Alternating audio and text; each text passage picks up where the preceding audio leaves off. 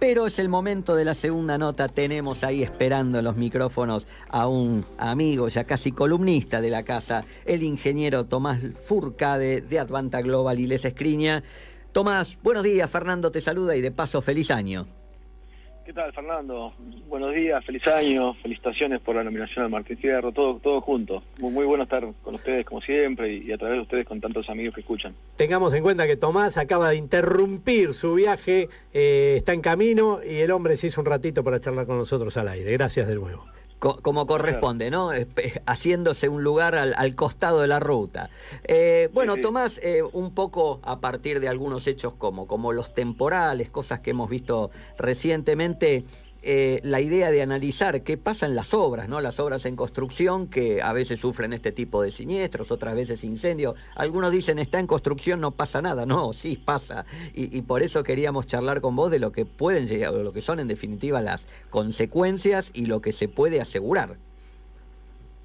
Claro, sí. Las obras en construcción para mí tienen este tema de que siempre se piensa, como decías vos, no pasa nada, ¿no? Uno se imagina una obra y tiene menos percepción inmediata del riesgo que si piensa por ahí, no sé, como decíamos, en un depósito lleno de mercancías o de papel, ¿no? Uh-huh. que es más evidente el riesgo.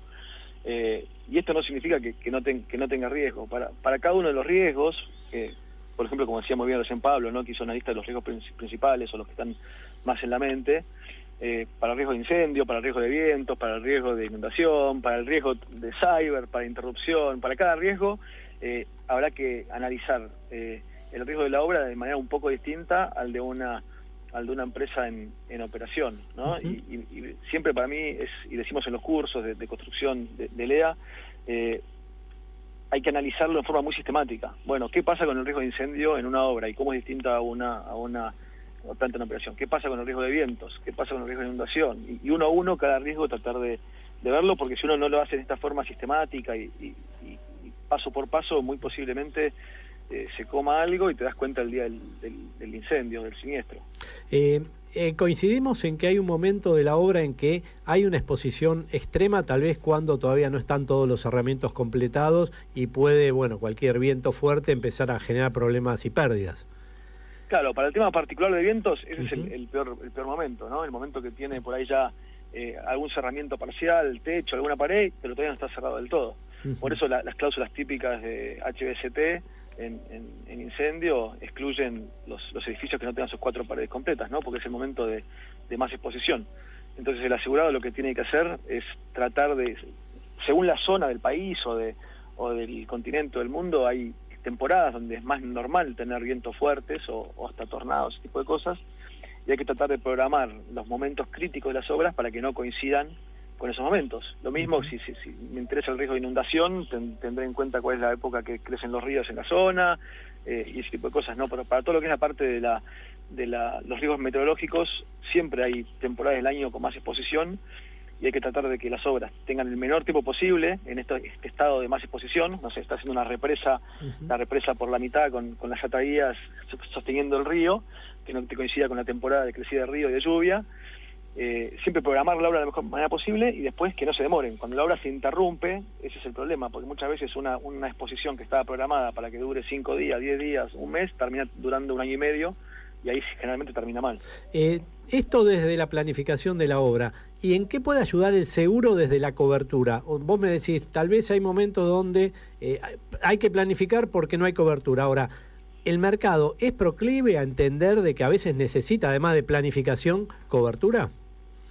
Desde la cobertura, lo primero que hay que entender es que las obras se aseguran por un seguro de construcción, uh-huh. Y no en el seguro de incendio, de combinado de comercio o de todo riesgo, ¿no? Sino si por bien la algunas póliza pólizas de específica. todo riesgo pueden tener un adicional chiquito con algún sublímite para bienes en construcción, la póliza adecuada para una obra es la póliza de todo riesgo de construcción, de todo riesgo contratista. Uh-huh. Esa póliza, en su amparo, se cubre los daños por vientos, entonces está el producto ideal. Justamente una de las cosas principales por que se compra el seguro de construcción es para ese tipo de coberturas, y ahí la única preocupación es tomar el seguro de construcción y después informar de cualquier desvío en el cronograma. Uh-huh. Las pólizas de construcción dicen que se informa un cronograma en el momento de la suscripción de tomar el riesgo, y que si hay cualquier desvío en el cronograma hay que informarlo.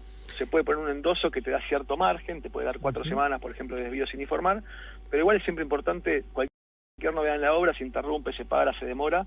Es importante informar cualquier desvío en el cronograma.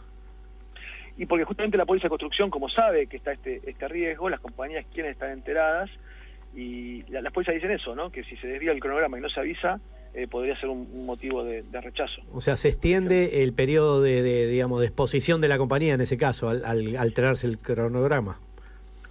Un tema es que el cronograma se altere y obviamente se termina la vigencia, tengo que estar extendiendo la vigencia, ¿no? Pero por ahí yo vengo no sé, tengo una póliza que dura 1 año y medio y en agosto ya sé que está atrasada 6 meses, debería informarlo eso, por más que aún no es que espero hasta que llegue el final de la vigencia y la extiendo recién cuando me voy a pasar la vigencia. Hay que informarlo en el momento, porque las pólizas me dicen que si el cronograma viene atrasado más de una cantidad de semanas que se designa a póliza, suele ser 4 semanas, y no lo aviso, podría tener un problema de cobertura.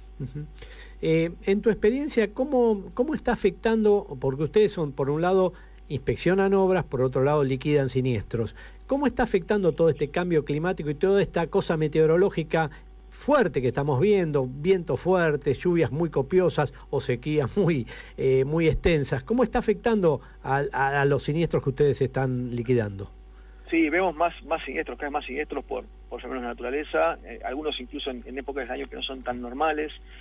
Vemos a veces zonas que no eran inundables que se inundan. Eso también complica a veces porque para algunas partes de la póliza de construcción, por ejemplo, se dice, no sé, que los almacenes tienen que estar en zonas que no se inunden con cierto periodo de recurrencia, y están bien calculadas, pero de golpe se inundan más seguido que antes.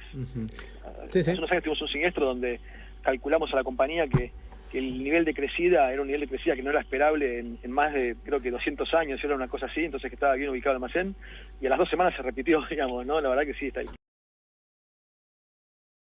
clima está cambiando y hay mucha exposición. Sí, regímenes de lluvia también que están alterados y de alguna manera terrenos que antes soportaban una determinada cantidad de lluvia, hoy ya no lo soportan y obviamente te puede generar un siniestro eso.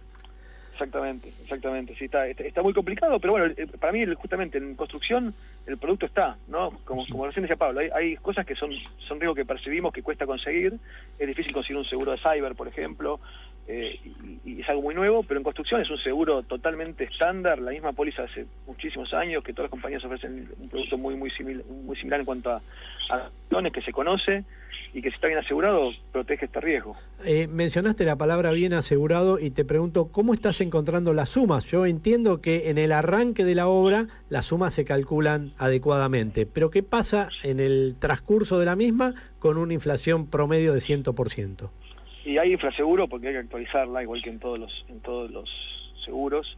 A veces las obras tienen plazos muy largos y hace que sea más necesario estar actualizando. Un error común al comienzo de la obra es asegurar el monto del contrato sin incluir rubros provistos por el comitente. A veces el comitente provee ciertos materiales o rubros, más ahora que está todo tan complicado, y como el comitente mismo va a proveer una parte material, eso no está en el precio del contrato, porque obviamente no te lo van a cobrar, y se asegura el precio del contrato sin incluir eso. Eso produce un infraseguro de entrada. Sí, ya es después, un error técnico de evaluación, digamos. Un error técnico del principio.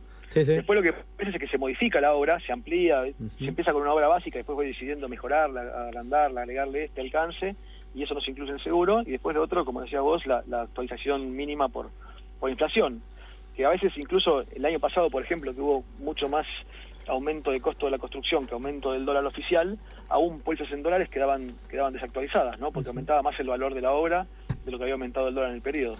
Si vos fueras un risk manager o fueras el broker de un cliente con importantes obras, ¿cada cuánto tiempo revisarías todo lo que tiene que ver con sumas a riesgo? A nosotros siempre lo que aconsejamos es que vayan siguiendo algún índice, ¿no? Vos tenés que saber qué es lo que mueve el valor de tu activo.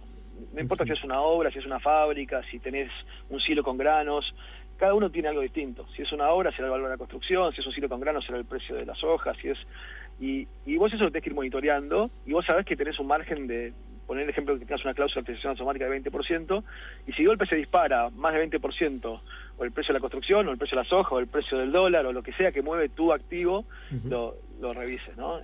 Pedir el ajuste de sumas inmediatamente. Y claro, sí. Bueno, Tomás Fourcade, como siempre, un gusto haber charlado contigo, ha hecho un repaso, si se quiere, de esto tan sensible que son las obras en construcción, los fenómenos de viento, de lluvia, de nieve, de granizo, como ha ocurrido ahora en San Luis. Y como siempre es un gusto porque nos permite a todos de alguna forma revisar los conceptos y ajustarlos.